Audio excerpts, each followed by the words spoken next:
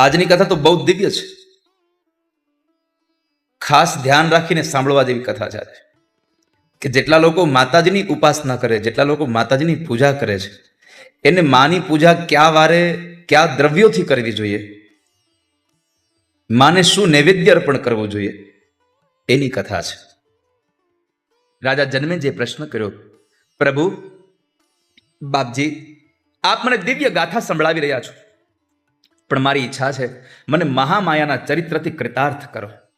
મને મા જગદંબાનું ચરિત્ર એવું વર્ણવો કે હું મારું જીવન કૃતાર્થ થઈ જાય, હું ધન્ય થઈ જાઉં. માના ચરિત્રોને સાંભળી સાંભળીને મારું જીવન ધન્ય બની જાય. આવી કથા મને સંભળાવો. અને આ સંસારમાં કોણ એવો માણસ હશે કે જેને ખબર હોય કે સ્થાવર જંગમ બધું જ માં છે, અને છતાંય એ માની કથા ન સાંભળે? એવો કોણ હોય? મને માની કથા સંભળાવો. વ્યાસ ભગવાન કહે છે, સાંભળો, હું તમને ભગવતીના મહિમાની કથા કહું, સાવધાન થઈને સાંભળો. અને આ ધરતીમાં પ્રાચીન કાળમાં ભૂતલ ઉપર મહિષાસુર નામનો એક રાજા હતો. અત્યંત દિવ્ય કથા છે. મહિષાસુર મર્દીની જે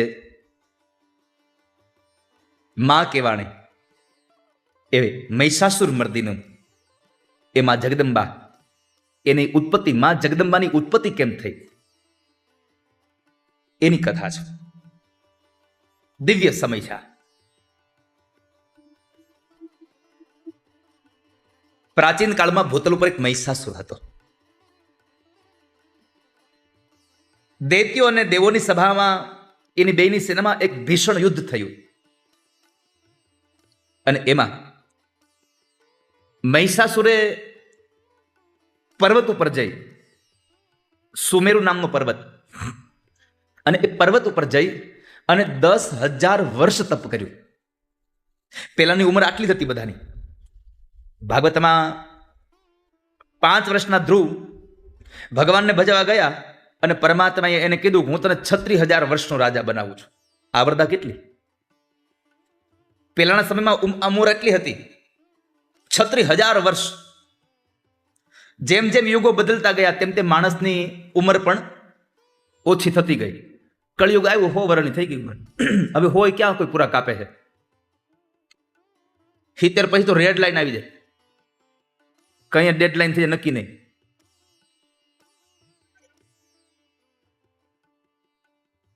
સિત્તેર કરતા અત્યારે વધારે કોઈ જીવે એટલે આપણે કહીએ, ઓહો બહુ સારું કહેવાય ભાઈ, 70 વર્ષ કાઢ્યા. આપણા વડવાઓ હતા, એને હો પૂરા કર્યા, સદીઓ મારી દઈ. દેવ ભાગવતમાં અને ભાગવતમાં કળિયુગના વર્ણનમાં લખ્યું છે કે માણસની ઉંમર ધીમે ધીમે ધીમે ધીમે ઓછી થતી જશે. એક સમય એવો આવશે કે માણસની ઉંમર 35 થી 30, 35 વર્ષની રહે.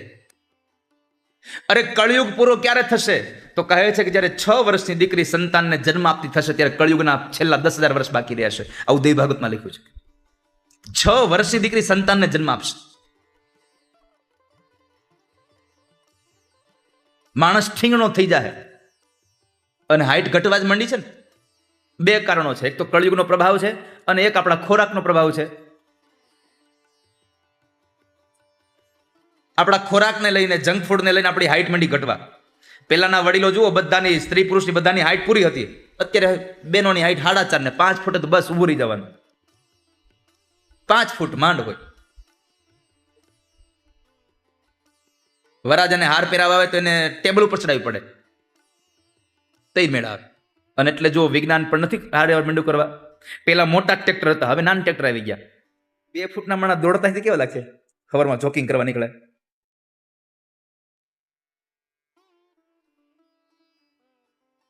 પછી 2 ફૂટનો માણસ છે ને તે બેટ આવડું થઈ જાય, દડો આવડો કમ થઈ જાય.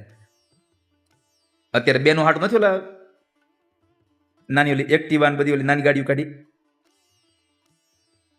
પણ 2 નો ગાડી આકે જોવાની મજા આવે. આગળની 2 બ્રેક નો મારે, પગથી બ્રેક મારે. થડ થડ થડ થડ. અને જયારે ગાડી ઉપડેતી મજા આવે. 10,000 વર્ષ તપશ્ચર્યા કરી મહિષાસુરે અને ભગવાન બ્રહ્માને પ્રગટ કર્યા. બ્રહ્માને પ્રગટ કરીને કીધું, બ્રહ્મા મને વરદાન આપો. બ્રહ્મા કીધું, માગો. અને કહ્યું, અમરત્વમ દેવ દેવ વાંછામિ દ્રુહિણ પ્રભો. યથા મૃત્યુ ભયમ ન સ્યાત તથા કુરુ પિતામહ. યથા મૃત્યુ ભયમ ન સ્યાત તથા કુરુ પિતામહ. પિતામહ, મને એવું વરદાન આપો કે મારું મૃત્યુ જ ન થાય. આ સંસારમાં મરવું તો નક્કી છે જ. એક દિન જાવું હરિના ધામ મારે. એક દિન હરિના ધામમાં જવાનું છે. ક્યારે જતું રહેવાનું કઈ નક્કી નથી. જવાનું તો પાક્કું છે આ સંસારમાં. કોણ જાણી શકે કાળને રે, સવારે કાલે કેવું થશે. બીજું કઈક માગો તમે. મૃત્યુ સંબંધી વાત છોડી અને બીજું જે જાય કાંઈ જોતું હોય એ માગી લ્યો. ભગવાન બ્રહ્માએ કહ્યું, મહિષાસુર બોલ્યો, અબલા હંતમામ હંતુમ કથામ શક્તા ભવિષ્યતિ.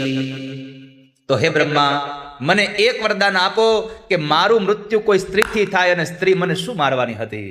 અબળા શું મારે મને? પણ મહિષાસુરને ખબર નથી અબળા ક્યારે પ્રબળા બને, નારી ક્યારે નારાયણી બની જાય નક્કી નહીં. વાત વાતમાં ગમે ત્યાંથી વેણું આવે ધડી. હા,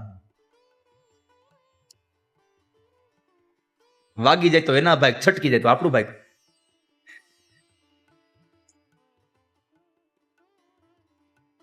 મહિષાસુર કહે છે કે મને અબળાના હું મારવાની હતી, મને વરદાન આપો મારું મૃત્યુ સ્ત્રીથી થાય. ભગવાન બ્રહ્માએ કહ્યું, તથાસ્તુ, તમને જાઓ, સ્ત્રી મારશે. અને એને વરદાન મળ્યું. બધાને બહુ જ ત્રાસ આપતો અને એ ત્રાસને લઈ અને પોતાની હાથ ચારે બાજુ વાગતી. બધા જ અસુરો એના ચરણે આવી અને આવતા હતા. એમાં મહિષાસુરનો સેનાધ્યક્ષ હતો ચિક્ષુર, બહુ મદોન્મત હતો.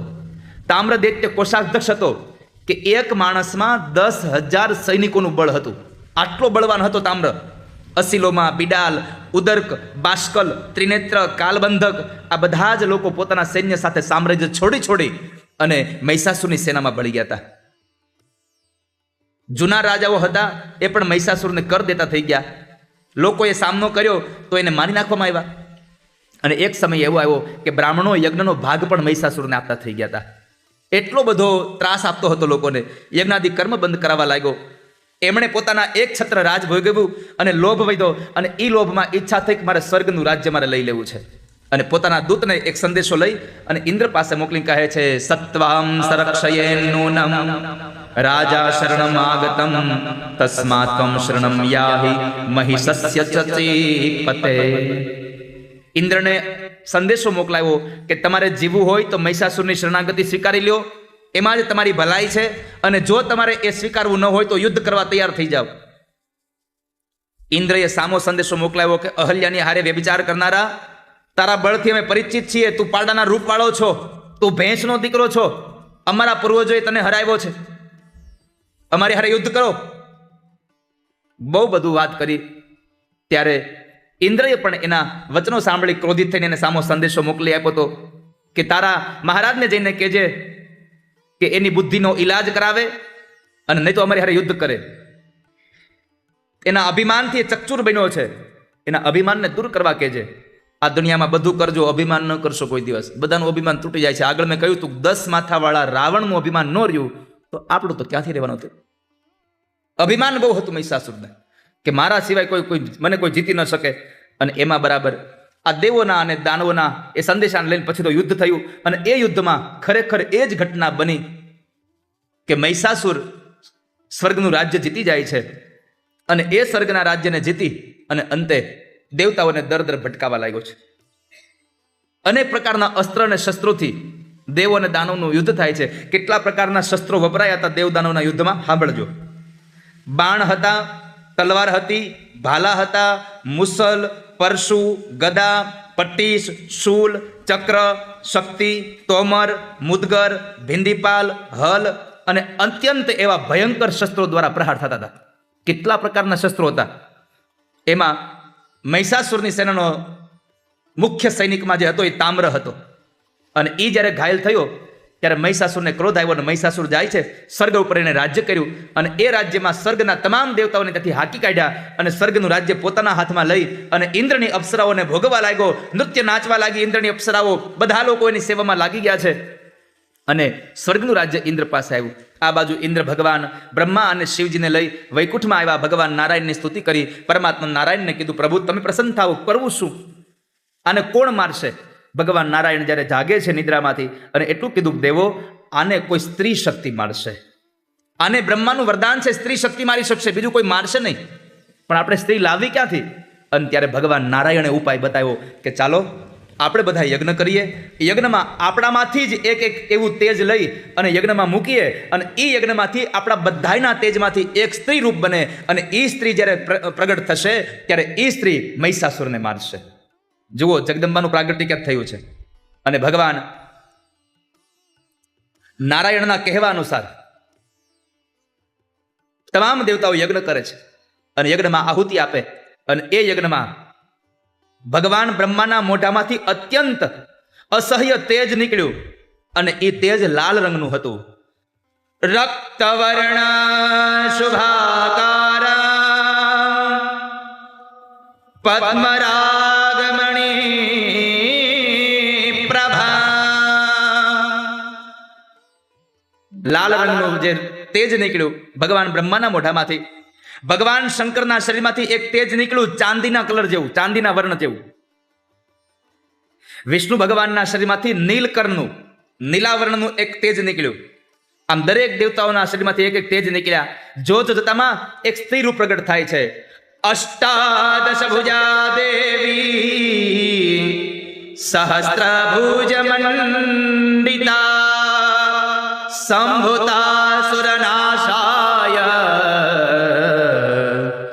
તેજો રાશિ સમુદભવા.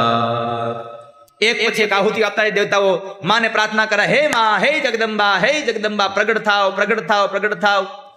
બધા દેવતાઓના શરીરમાંથી એક એક તેજ નીકળી અગ્નિમાં ગયું અને ઈ અગ્નિમાં બધાના તેજ ભેગા થયા અને ઈ તેજમાંથી 18 ભુજા વાળી માં જગદંબાનું પ્રાગટ્ય થયું છે. બોલીએ અષ્ટભુજાંબિકા માતા કી. ભગવાન શંકરનો જે વર્ણ હતો એમાંથી માતાજીનું મુખ બન્યું છે. યમરાજનું જે તેજ હતું એના માતાજીના વાળ બન્યા. અગ્નિમાંથી માતાજીના 3 આંખો બની છે. જુઓ ક્યાં ક્યાં દેવતાના શરીરમાંથી કઈ કઈ તેજ નીકળ્યું અને શું શું બન્યું માતાનું. અગ્નિમાંથી જે તેજ નીકળ્યું એમાંથી 3 વર્ણથી યુક્ત એવા લાલ, કાળા અને સફેદ વર્ણના માતાજીના નેત્રો બન્યા છે. વાયુ હતો જે, એના દ્વારા માતાજીના કાન બન્યા. નાક હતું એ કુબેર દ્વારા નાક બન્યું. પ્રજાપતિના તેજ દ્વારા દાંત બન્યા માતાજીના. વિષ્ણુ ભગવાનના તેજથી માતાજીના 18 હાથ પ્રગટ થયા છે. જે અષ્ટવસુઓ હોય છે, અષ્ટવસુ આપણા 8 વસુઓ છે, અષ્ટવસુ, એ 8 વસુની માતાજીની આંગળીઓ બની છે, અષ્ટ આંગળીઓ બની. વરુણ દેવના તેજમાંથી માતાજીની જાંઘો બની છે. અને પછી જ્યારે માતાજીનું આખું શરીર નિર્માણ થયું, માનું દેવી માન તેજ આવ્યું છે. એક એક દેવતાએ પોતાના એક એક આયુધ માને આપ્યા છે. હવે સાંભળજો ક્યાં ક્યાં દેવતાએ શું શું માતાજીને આપ્યું છે. તમે જે માતાજીનું એક આખું લાવણ્ય સભર રૂપ જોવો છો ને, એ બધા દેવતાઓએ એક એક વસ્તુ આપી છે. એમાં ક્ષીર નામના સાગરે ક્યારેય પણ કરમાઈ ન જાય એવા માતાજીને વસ્ત્રો આપ્યા, ગળામાં પહેરવા માટે 2 હાર આપ્યા, હાથમાં પહેરવા માટે ચૂડામણી આપ્યો અને કાનમાં પહેરવા માટે માતાજીને કુંડળ આપ્યા. ક્ષીર સમુદ્રએ. બીજું, વિશ્વકર્માએ પોતાના બાજુબંધ અને કંકણ આપ્યા છે. ત્વષ્ટાએ નુપુર એટલે પગના ઝાંઝર આપ્યા. મહાસમુદ્રએ કંઠનો હાર અને અંગૂઠીઓ આપી. વરુણદેવે ક્યારેય કરમાઈ ન જાય એવી કમળની માળા આપી. હિમવાન નામના દેવતાએ રત્ન અને એક સિંહ અર્પણ કર્યો. વિષ્ણુ ભગવાને 1000 આરાઓ વાળું સુદર્શન ચક્ર આપ્યું છે. ભગવાન શંકરે ત્રિશુલ આપ્યું. વરુણે શંખ અને પાશ આપ્યા. પવનદેવે બાણ, તર્કસ અને ધનુષ આપ્યા. ઇન્દ્રએ વજ્ર અને ઘંટ આપ્યો. યમરાજે દંડ આપ્યો. બ્રહ્માએ કમંડળ આપ્યું. કાળ નામના ભગવાને ખડગ અને ઢાલ આપ્યા. વિશ્વકર્માએ પરશુ આપ્યું. કુબેરે સુવર્ણનું પાત્ર આપ્યું કે જેમાં રક્તબીજનું રક્ત પીવું માતાજીને. એ રક્ત પીવા માટે થઈ અને એક પાત્ર આપ્યું સુવર્ણનું, અને સુવર્ણના પાત્રમાં માતાજીએ મધુપાન કર્યું છે. ત્વષ્ટાએ કૌમુદિક નામની ગદા આપી. સૂર્યનારાયણ ભગવાને પોતાના તેજથી એક કિરણ આપ્યા છે અને બધા જ આયુધથી સજ્જ થઈ અને માં ભગવતી જગદંબા જ્યારે સિંહ ઉપર સવાર થયા ત્યારે દેવતાઓ માને પ્રાર્થના કરે છે, નમઃ શિવાય કલ્યાણ્યે શાંત્યે પુષ્ટ્યે નમો નમઃ ભગવત્યે નમો દેવ્યે રુદ્રાણ્યે સતતમ નમઃ કાલરાત્રે તથાંબાય ઇન્દ્રાણ્યે તે નમો નમઃ સિદ્ધયે બુદ્ધયે તથા વૃદ્ધયે વૈષ્ણવ્યે તે નમો નમઃ. માને પ્રાર્થના કરે છે, હે માં, અમે શિવાને નમસ્કાર કરીએ છીએ, અમે કલ્યાણીને નમસ્કાર કરીએ, અમે શાંતિ અને પુષ્ટિ દેવીને નમસ્કાર કરીએ છીએ, અમે ભગવતીને નમસ્કાર કરીએ છીએ, અમે રુદ્રાણીને નમસ્કાર કરીએ છીએ. હે માં, હે કાલરાત્રિ અંબા, હે ઇન્દ્રાણી, અમે તમને પગે લાગીએ. હે સિદ્ધિ બુદ્ધિ વૃદ્ધિ અને વૈષ્ણવી, અમને તમને વારંવાર પ્રણામ કરીએ છીએ. હે માં, અમારું કલ્યાણ કરો, અમારું કલ્યાણ કરો, મહિષાસુરના ત્રાસમાંથી અમને મુક્ત કરો. ત્વમેકા સર્વદેવાનાં શરણં ભક્તવત્સલે. હે માં, દેવતાઓનું એકમાત્ર શરણ કોઈ હોય તો હે જગદંબા, હે પરાંબા, હે ભગવતી, તમે એક છો. દેવતાઓ જ્યારે માને પ્રાર્થના કરે છે અને એ પ્રાર્થનાને સાંભળી અને માં બોલ્યા છે, ભયં ભજન્તુ ગીર્વાણા મહિષાન મદતે દસ. હે દેવો, તમે નિર્ભય થઈ જાઓ, તમે લોકો મંદ બુદ્ધિ મહિષાસુરનો ભય છોડી દો, હું તમારું રક્ષણ કરીશ. માં બોલ્યા છે, હું તમારું રક્ષણ કરીશ. અને માં જ્યારે બોલે ત્યારે એ થાય ને થાય. અને આમ પણ આ દુનિયામાં રક્ષણ કરવાનું કામ કોનું? જુઓ, બહુ બધા દેવો ભવ કયું છે. પેલું નામ શું આવે? માતૃદેવો ભવ, પછી પિતૃદેવો ભવ, પછી આચાર્ય દેવો ભવ, પછી અતિથિ દેવો ભવ અને હવે પરસ્પર દેવો ભવ. પેલું માતૃશક્તિ છે. આપણા ધનની રક્ષા કરે કોણ? માં. પણ આપણું સાચું ધન કયું? આપણું સૌથી સાચું મોટું ધન હોય તો સંસ્કાર ધન છે. આપણા સંસ્કારના ધનનું રક્ષણ માં કરે છે. આ દુનિયામાં માતૃશક્તિ 8 વસ્તુનું રક્ષણ કરે. 8 શક્તિ, 8 વસ્તુનું માતૃશક્તિ. અને એના માટે મહાભારત એમ કહે છે, ધનમ પ્રજા શરીરમ લોકયાત્રામ ધર્મમ સ્વર્ગમ ઋષિ પિતૃન. આ 8 વસ્તુનું રક્ષણ આપણી માં કરે છે. સાંભળજો. પેલું ધન. ધનની રક્ષા માતૃશક્તિ કરે છે. પછી એ માતૃશક્તિ મેં આગલા દિવસોમાં કહ્યું હતું, માં પણ હોય, પત્ની પણ હોય અને દીકરી પણ હોય. આ ત્રિસ્તરી હોય છે જગદંબા, ત્રિસત્યના રૂપમાં હોય છે જગદંબા. તો ભગવાન વ્યાસ કહે છે કે માનવીના ધનનું રક્ષણ માં કરે છે. જુઓ, પરિવારમાં જ્યારે ધનનું સંકટ આવે, આપણે બધા ખીચામાંથી પૈસા કાઢી નાખી, તેજરીમાંથી પૈસા કાઢી લઈ અને તોય થોડાક પૈસા ખૂટતા હોય તો કોણ આવે? શાકભાજીમાંથી બચાવ્યો હોય એ માં લઈને આવે. સ્ત્રીઓએ જે ધન બચાવ્યું હોય, પોતાની જે કટકીનો પૈસો હોય, એ ધનનું રક્ષણ સ્ત્રી કરે. એટલે પુરુષ કમાય ખરો, પણ બધું ધન સ્ત્રીના હાથમાં આપે છે. કારણ પુરુષ કમાઈ શકે ખરો, પણ ધનનું રક્ષણ તો સ્ત્રી જ કરી શકે કેવલ. એટલે પૈસા આપણે સ્ત્રીના હાથમાં આપી દઈએ છીએ. કારણ કે સ્ત્રી, માં, પત્ની અને દીકરી લક્ષ્મી સ્વરૂપા છે. સાચું ધન પરમાત્મા પણ છે. યહી સાચું ધન પરમાત્મા પણ છે. એટલે તો મીરાએ કહ્યું, પાયોજી મેને રામ રતન ધન પાયો. માઈ મેરે નિર્ધન કે ધન રામ. માઈ મેરો નિર્ધન કે ધન રામ. ખર્ચે ન ખૂટે, ચોર ન લૂટે. ખર્ચે ખૂટે નહીં, ચોર કોઈ દી લૂટે નહીં ભગવાનના નામનું નાણું. એટલે આપણા સંસ્કારનું, આપણી ખાનદાનીનું જો કોઈ રક્ષણ કરતું હોય તો માતૃત્વ શક્તિ છે. એટલે આપણા સાચા ધન સંસ્કાર છે, એનું રક્ષણ માં કરે. માતાજીએ તમામ દેવતાઓને નિર્ભય બનાવી અને માં રણ મેદાનમાં ગયા છે. માં જ્યારે મેદાનમાં ગયા અને માએ ન્યા જઈને એક અટહાસ્ય કર્યું. માએ એટલું ભયંકર અટહાસ્ય કર્યું, મહાભયાનક. મહિષાસુરના કાને અવાજ પડ્યો, આંખો લાલ બની ગયો. મારા રાજ્યમાં મને પૂછ્યા વગર અટહાસ્ય?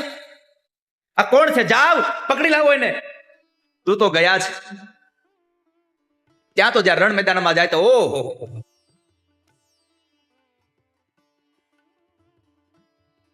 સિંહ ઉપર સવાર છે, 18 ભુજાઓ છે, માથામાં સોનાનો મુગટ પહેર્યો, ગળામાં કમળની માળાઓ પહેરી છે, રત્ન માળાઓ માએ ધારણ કર્યા છે. આ 10 વેઢાઓ પહેર્યા છે માએ હાથમાં.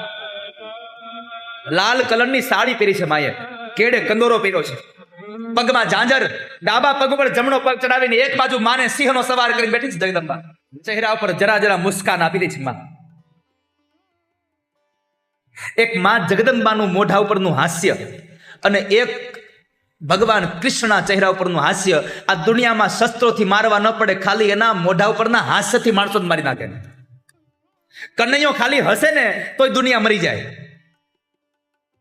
અને માં જગદંબા ખાલી એક લાવણ્ય સભર સ્મિત આપે, માણસો પાગલ બની જાય. સિંહ ઉપર સવાર થઈ અને માં જગદંબા જમણા હાથમાં સોનાનું પાત્ર, અને ઈ સોનાના પાત્રની અંદર માં મધુપાન કરે છે. તદતિમ ચષકમ હસ્તે પિબંતિમ ચ મુહુર મધુ. મારા અટહાસ્યથી અવાજ આવ્યો, માં મધુપાન કરે. દૂતે આવીને માતા જ્યારે વાત ન કર્યો, ખાલી માના સ્વરૂપને જોઈને ભાગ્યો. મહારાજ, અરે બોલ શું છે? આવીને એક સ્ત્રીના શૃંગારના વર્ણન કર્યા અને મહિષાસુર લોભાયો અને કહ્યું, જાવ આ સ્ત્રીને ગમે તેમ કરીને પકડીને મારી સામે લાવો, હું એને મારી પટરાણી બનાવીશ. મહિષાસુર લોભાઈ ગયો. આકાશમાં બોલા દેવતાઓ માં જગદંબાની સ્તુતિ કરે છે.